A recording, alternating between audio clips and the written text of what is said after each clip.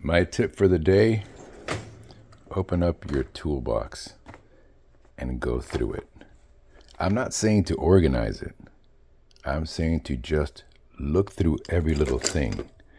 Move stuff around, see things you have, and it's going to put in your mind the location of some of these things, and it might make it a little easier for you to find stuff when you need it and replace the battery in your smoke detector in your garage.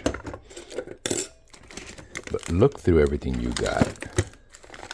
That'll give you a good idea of what you have, and you might not end up going back to the store to buy things that you already have. And you'll probably find 2 or 3 of the same item because you've done that same exact thing that I just described. Gone back to the store and bought a few things that you thought you didn't have or you didn't want to look for. Those are cool. So there's all kinds of extra stuff that you end up with after 30 years of wrenching. Custom brackets. Now this thing I bought at J.C. Whitney probably about 25 years ago. Still working perfect.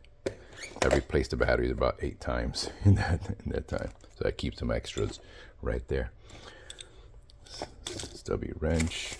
Instruction wiring harness. Instructions for installing a wiring harness. Taps.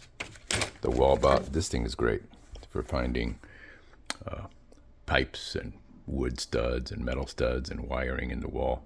That's a pretty cool system. Keep your calculator on hand for making calculations while you're working without dirtying up the calculator. Just keep it in a plastic bag. Works great. All right. That's my tip of the day. Have a great day, folks.